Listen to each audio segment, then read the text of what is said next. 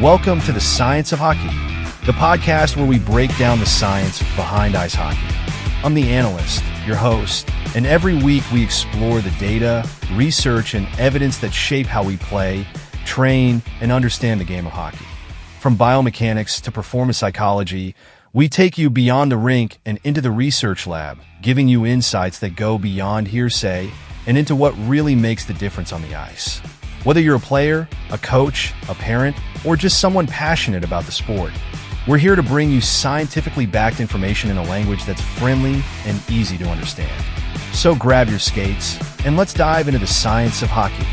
Hello and welcome to the Science of Hockey, where we unravel the global forces shaping local teams. I'm the analyst. Today, we examine the Sparta Prague clubs, how hockey and football adapt differently to globalization pressures while holding on to their Czech identity.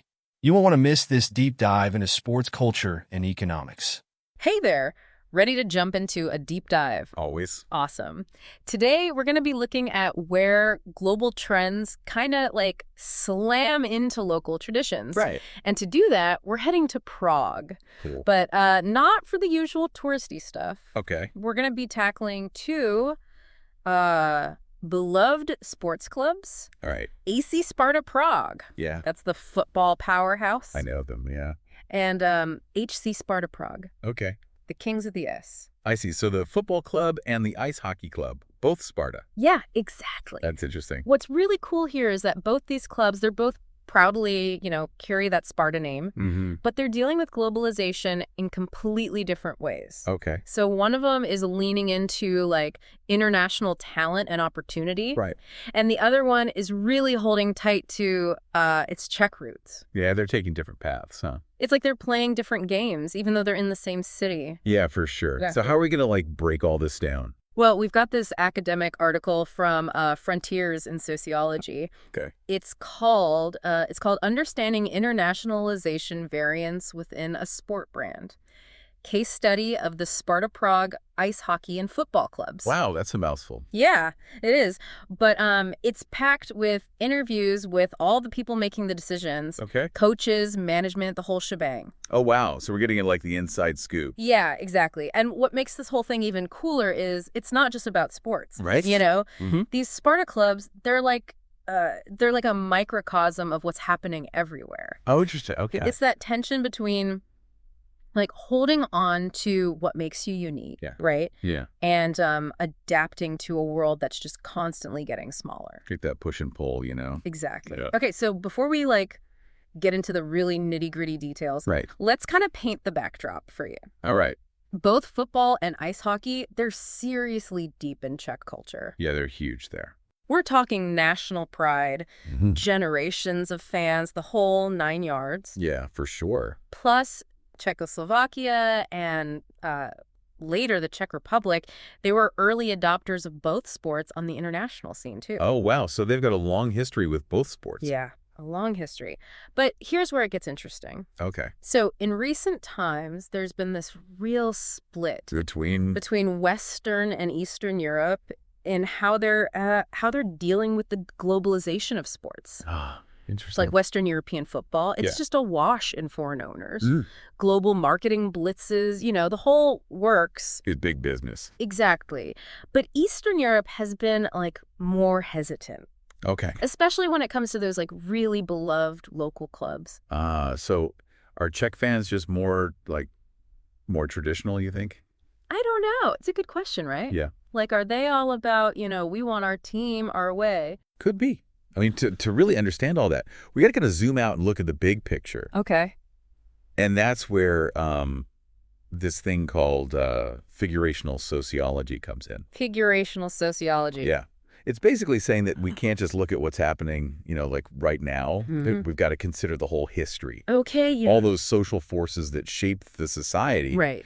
And for the Czech Republic, that means decades. Right. Decades under communist rule. Yeah. And that kind of limited their exposure to pretty much everything global, really. Even sports as a business. Including sports, yeah. So when the communist regime fell, it makes sense there was this push to kind of reclaim their own identity. Yeah. And that includes like seriously protecting their sports from outside influence. Yeah, makes sense. I mean, it makes you wonder if that's why they're so like passionate about their local teams, you know. Yeah, maybe. It's more than just a game. Right. It's a symbol of like who they are. Exactly, yeah. And it's that historical context that that really sets the stage for how these two Sparta clubs are handling the pressures of globalization. Okay, so where do we start? Let's start with AC Sparta Prague. All right. The football club. All right, the football club. Now, they're consistently at the top of the Czech league. Yeah. No question. They're good. But they're not, like, just content to stay there. Oh, interesting. They've really strategically embraced certain aspects of globalization. Like what? Especially when it comes to players. Players. Wait, so they're bringing in foreign players? Yeah. I thought you said Czech fans were all about keeping things local. Yeah. Huh. They are. Okay. But it's, like, way more nuanced than that. Right. So, over the past 5 seasons, AC Sparta has brought in 14 foreign players. 13. Wow. Okay. But they're not just signing anyone. So they've got a strategy. They're not just randomly picking people. They're targeting young players. Young players. Guys with tons of potential. So it's less about, what is it, buying a championship. Right. And more about developing future stars. Yeah, exactly. That's smart. They're almost functioning as, like, a talent incubator. Right. For the bigger European leagues. Ah, okay. Think of it this way. Okay. A young player from, say, Norway, right? Yeah. He sees AC Sparta as like a stepping stone. Right. He gets experience playing at a high level, develops his skills, and then maybe moves on to a club like Bayern Munich or Liverpool. Okay. It's a win-win, right? Yeah. The player gets exposure, and AC Sparta gets a reputation for like developing top talent. That's pretty clever. Yeah. Are they making any money off of this though? Oh, yeah. Like transfer fees when these players move on? Absolutely. Okay. A significant chunk of their revenue comes from international sources, mainly through like participation in European Cups and those player sales. But here's the kicker. What's that? Despite this, global outlook, their primary focus is still on their Czech fan base. Really? Yeah. So they're taking the international money. Yeah. But staying true to their roots. It's a tightrope walk, right? Yeah, that's a tough balance. And they're leaning into it, too. Oh. You're even building a new stadium. A new stadium, okay. With, like, a larger capacity to cater to that local demand. Okay. They're not ignoring the global market. Right. But they're making it very clear that Czech fans come first. That's a strong statement. Yeah, it is. Okay, so let's switch gears now. All right, where are we going? And look at HC Sparta Prague. Okay. The ice hockey club. All right. They're dominant domestically. Yeah. But the global landscape for hockey is, well... different. Yeah. It's a whole different puck game. You're talking about the NHL, right? I mean, even like casual fans, they know that's where the best players end up. Exactly. And that reality, it really influences how AC Sparta approaches internationalization. So what's their strategy? Their strategy. Yeah. Experience. And, I mean, like, loads of it. Okay. They're bringing in players who've already made their mark in the NHL or other top leagues. So seasoned players? Oh, yeah. Veterans? Their average age is way higher than those young football prospects that AC Sparta is signing. Interesting. Okay. So they're not trying to develop players. Yeah. They're trying to win now. Yeah. With proven veterans. Exactly. I see. I can see how that appeals to a different kind of fan. Yeah, for sure. They see themselves competing on a European level, going toe-to-toe with, like, the best clubs out there. Right. And these experienced imports, they're key to that strategy. I see. So both clubs are bringing in foreigners. Yeah. Yeah. But with different goals. Completely different goals. One's a talent pipeline, the other's a ready-made contender. Exactly. But what about the fans? What about them? Are they really okay with all these outsiders coming in? That's a good question, right? Yeah, it is. And the article digs into that. Okay. What they found is that fan perception, it really hinges on... On what? Performance. If those foreign players are contributing to wins... Yeah. There's a lot less resistance. Winning cures a lot of ills. Right. It does. But it can't be that simple. Well... I mean, surely there are some hardcore fans who want, like, a purely Czech team. Of course. Right. Yeah, and both clubs acknowledge that. Okay. They know they need to, like, manage expectations, help fans understand the roles these foreign players are filling. Right. But interestingly, a large chunk of fans, they actually follow both Sparta clubs. Really? The football and the hockey. Oh, wow. That's cool. So you could have a fan cheering for, like, a young international prospect scoring a goal for AC Sparta on Saturday. Mm. And then on Sunday, they're rooting for an ex-NHLer putting one in the net for HC Sparta. That's wild. It is. It speaks to how, like, intertwined these sports are in Czech culture. Yeah. It's a fascinating blend of local and global. Yeah. Okay, so we've covered how each club uses international players. Mm-hmm. But what about the guys calling the shots? Yeah, what about the coaches? What's their take on foreign coaches? I'm curious about that, too. Well, AC Sparta Prague has been surprisingly open to hiring foreign coaches. Oh, really? Yeah. They see it as a way to get, like, fresh perspectives, new tactics, that kind of thing. Okay. And they believe it helps their young players adapt to different coaching styles. Right. Which could benefit them if they, move on to those bigger European clubs. So they're not just thinking about the present. Yeah. They're preparing these guys for, like, international careers. Exactly. It's a long-term vision. Yeah, that's smart. But are they just cycling through foreign coaches, or are they trying to maintain some continuity? Yeah, good question. They actually emphasize the importance of having Czech coaches on staff, too. Okay. It's about, like, knowledge transfer, making sure that, even when a foreign coach leaves, some of their expertise stays within the club. I see. So they're not just bringing in a foreign coach and then letting them go and lose all that. Exactly. They're creating a hybrid system. Ah, interesting. Blending those outside influences with their own local knowledge. Okay. Sounds like they're really trying to have the best of both worlds. Yeah. What about HC Sparta, though? What about them? How do they handle the coaching situation? They've had foreign coaches in the past. Yeah. But it seems like it's a tougher road for them in the hockey world. Oh, really? Yeah. The article mentions some of the challenges, language barriers, cultural differences, even the way Czech players connect with their coaches. You're saying there's a different kind of bond Maybe. in Czech hockey. Yeah. And a foreign coach just doesn't quite get it. Yeah, maybe. It's fascinating. It's not just about X's and O's, Right. It's about understanding the culture of the game. Exactly. And that brings us to another piece of this whole globalization puzzle. Okay. How are these clubs paying for all this? Yeah, the money. Where's the money coming from? Well, for AC Sparta, we already know a big chunk comes from those savvy player sales. Right. And their participation in European tournaments. Yeah. They're tapping into those global revenue streams big time. Right. But for HC Sparta, Yeah. it's a different story. Yeah. They rely mostly on domestic revenue. Oh, wow. They haven't been as active in trying to court international fans. Right. So their income is much more localized. Hold on. So they're paying these ex-NHL players, guys who are used to big salaries with mostly Czech money. Right. How are they pulling that off? That's a great question. And it highlights the financial tightrope they're walking. Yeah.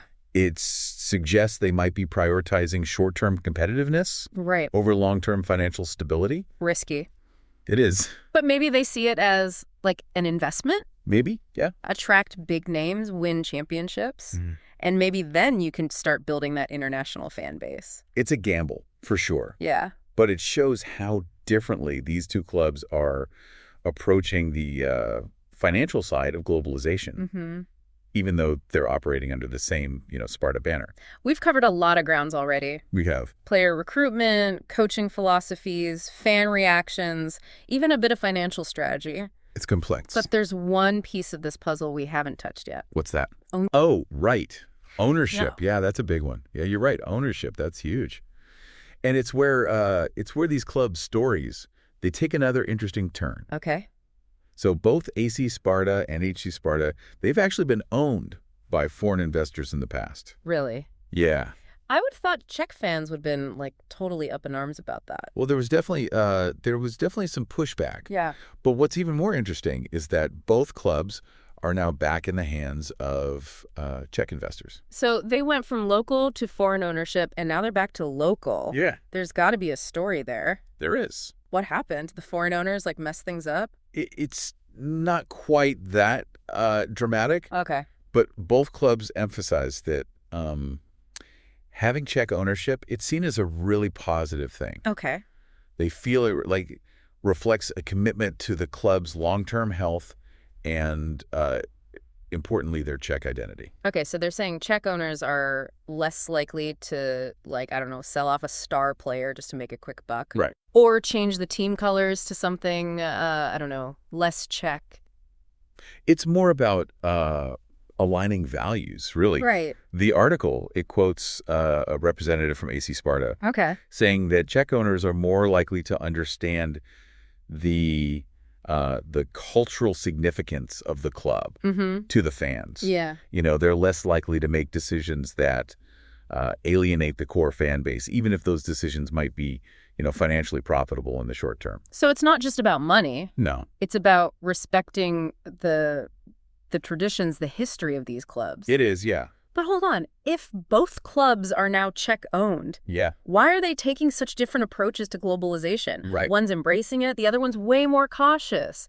Doesn't ownership usually, like, dictate that kind of stuff? It's fascinating, isn't it? It is. It shows that ownership isn't the only factor at play. Right. The specific context of each sport, the historical baggage, Yeah. the fan expectations, it all contributes to how these clubs are navigating the global stage. It makes me wonder if there's, like, a generational divide among the fans. Oh, interesting. Maybe younger fans are more open to seeing their clubs embrace the global game, Yeah. while older fans are more attached to those traditional local values. That's a great point. It's something the researchers could definitely explore further. Yeah. It's likely that different segments of the fan base have, varying levels of comfort with globalization. Right, right. Makes sense. But here's something I don't get. Okay. If HC Sparta is so focused on maintaining that Czech identity, Yeah. why are they bringing in all these foreign players, especially those older guys who spent, like, their whole careers in different hockey cultures? It's a bit of a paradox, isn't it? It is. But remember, their goal is to compete at the highest level in Europe. Yeah. And to do that, they believe they need that experience, Right. that proven talent. It's a short-term strategy Okay. for achieving a long-term goal, Got it. becoming a European powerhouse. So they're compromising on the purely Czech aspect of their team Yeah. in order to win. Right. But doesn't that risk, like, alienating the fans who are most vocal about preserving that local identity? It's a delicate balance. Yeah. And only time will tell if it pays off. Right. But speaking of balancing local and global, Yeah. we haven't even touched on sponsorship yet. Oh, right. Sponsorship. I'm curious how that plays out, especially with the whole Czech ownership thing. Well, it's interesting. AC Sparta, the football club, they've been quite successful at attracting international sponsors. Oh, really? Yeah. Big names, Adidas, T-Mobile, companies with a global reach. Makes sense. They're playing in those European tournaments. Mm-hmm. They've got those young players who might become global stars. Yeah. It's an attractive package for sponsors. Exactly. But HC Sparta, the hockey club, they've mainly relied on domestic sponsors. Oh. Their revenue streams are much more local. That seems like a missed opportunity. Really? Prague's a popular tourist destination. Yeah. They've got these ex-NHL players. Couldn't they leverage that to attract some international sponsors? They probably could. Yeah. But remember, their focus has been on building a competitive team for the European stage. Right. Not necessarily on global marketing. Mm-hmm. It's a different approach, perhaps driven by the fact that ice hockey, as a global business, just isn't on the same level as football. The more we talk about these two clubs, the more I realize just how complex this whole globalization thing is. It is, yeah. It's not just a yes or no question. No. There are so many layers, so many factors to consider. Absolutely. And it's constantly evolving, too. Oh, right. One trend that's really changing the game is something the article calls eventification. Eventification. Yeah. That sounds like something out of a textbook. It basically means turning sporting events into these big, spectacular productions. Oh, right. Okay. I know what you mean. Yeah, think like the Super Bowl halftime show Mm-hmm. or those massive opening ceremonies at the Olympics. Oh, right. All the bells and whistles, Yeah. the light shows, the celebrity appearances. Yeah, it's about creating an experience that that goes beyond just the game itself. Right. Exactly. And both Sparta clubs are they're grappling with how to incorporate eventification into their strategies. Okay. But again, into very different ways. Interesting. HC Sparta, the hockey club, they seem to be embracing it more fully. Oh, really? Yeah. They've got the Jumbotron, the fan entertainer. They're really trying to amp up the entertainment value of their games. They're probably taking a cue from the NHL, right? Probably, yeah.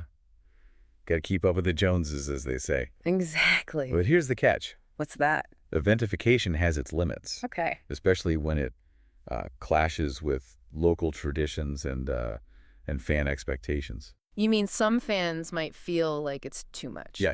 Too artificial. Like it's taking away from the purity of the sport. Exactly. And that's where AC Sparta, the football club, they've been more cautious. Right. They're still focused on providing that traditional football experience. Yeah. The singing, the chanting, the raw passion. Right. They're enhancing it, sure, with stadium tours, expanded fan shops. Yeah.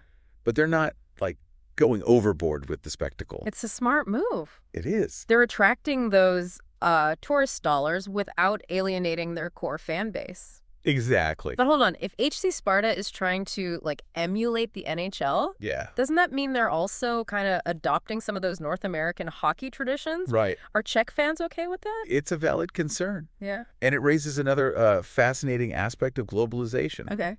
The role of language. With language. Yeah. The article points out how English has become increasingly prevalent in Czech hockey. Really? Yeah. From the terms the coaches use to the way players communicate on the ice. So they're bringing in foreign players, adopting foreign coaching styles. Yeah. And now even the language of the game is shifting towards English. It is, yeah. That's got to be a tough pill to swallow for some fans. It is. And it highlights the potential downside of globalization. Okay. The risk of cultural homogenization. Right. Losing those unique elements that make a sport, a team, a community special. It's like they're trading a bit of their Czech identity for a shot at European glory. Yeah. I don't know. Is it a worthwhile trade-off? It's a question that each fan has to answer for themselves. Yeah, I guess so. But what's clear is that these two Sparta clubs are they're grappling with some incredibly complex issues as they try to balance their local roots with those global aspirations. And it's not just about sports, is it? It's not, no. This whole conversation has really made me think about how globalization is impacting so many aspects of our lives. Oh, yeah. Our music, our food, our values. Absolutely. It's a force that's reshaping our world. Yeah. And these Sparta clubs are just one example of how we're all trying to figure out how to navigate it. So we've talked about players, coaches, owners, sponsors, even the language of the game. We've covered a lot. But I'm curious, what stood out to you the most from this research? What's the big takeaway for you? For me, it's the reminder that globalization, it isn't some monolithic force that affects everyone the same way. Okay. It plays out differently depending on the context, the history, the values at play. Like these two clubs. Exactly. Same city, same name, but totally different approaches to the global game. Exactly. And I think that's a valuable lesson for all of us. Yeah. There's no one-size-fits-all answer to globalization. Right. It's about finding what works best for you, your community, your culture, while still embracing those connections that make the world a richer, more vibrant place. You really hit the nail on the head there. It's about finding that balance between embracing the world and holding on to what makes you, you. Right. Makes you unique. And these Sparta Prague clubs, they're walking that tightrope right in front of us, each taking a different path. And what's so fascinating is that neither approach is right or wrong. They're both reacting to the same pressures, the same global forces, but their responses are shaped by their sport, their history, even their fan base. It's this whole deep dive has really made me think about how I see my own favorite teams. Oh, yeah. Yeah. I'm a diehard baseball fan. Okay. And I have my team. They've been struggling lately. And part of me, really wants them to go all in. Oh, yeah. On signing international superstars. Right. Just shake things up. Yeah, get some new blood in there. But another part of me worries that they'll lose that, local, homegrown feel. Ah, I see. That I love. Yeah. It's that tension we've been talking about. Yeah. The desire for success, for excitement, can sometimes clash with that loyalty to tradition, to the familiar. Yeah. And it's playing out on a global scale, but it's also in the heart of every fan. And speaking of that, that local versus global tension. Yeah. I keep coming back to that idea of eventification. Oh, yeah. Eventification. It's you can see the appeal, right? Yeah. Turning games into these mega events, attracting new fans, boosting revenue. It's good for business. Yeah. But does it come at a cost? That's the question, isn't it? Yeah. Does it risk alienating those hardcore fans who are there for the love of the game? Right. Not just the spectacle. It makes me wonder, if we're not careful, could all sports end up feeling the same? Ooh, that's interesting. Yeah. If every team is blasting music, right, doing light shows, bringing in celebrities, does it dilute the unique atmosphere of each club, each city? It's a valid concern. Yeah.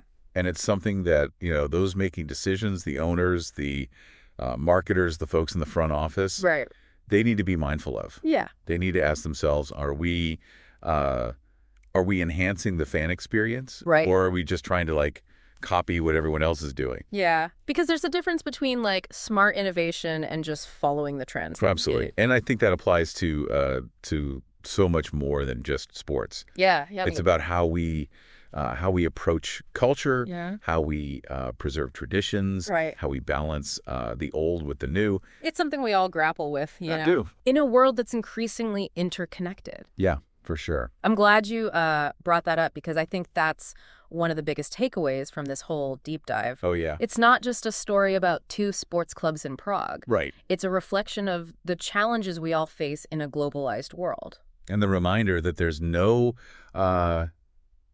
easy answer. Right. No single right way to navigate these forces. It's about being aware, being thoughtful, and making choices that are aligned with your values. So to our listener out there, as you go about your day, as you engage with the world, ask yourself, where do I see this tension between the local and the global playing out? Yeah, where do you see it? It might be in the music you listen to, right, the food you eat, yeah, the way you connect with others. It's everywhere. Because being aware of these dynamics, it's the first step to making conscious choices. It is. To shaping the kind of world we want to live in. It's about taking control, right? Exactly. Shaping our own future. A world where we can celebrate our differences, embrace new ideas, and still hold on to those things that make us unique, make us who we are. That's the sweet spot. It is. The balance we're all striving for. And on that note, we'll wrap up this deep dive. Right. Thanks for joining us on this journey to Prague. Yeah, it's been fun. And until next time, keep exploring, keep questioning, and keep diving deep. Thanks for tuning in to The Science of Hockey.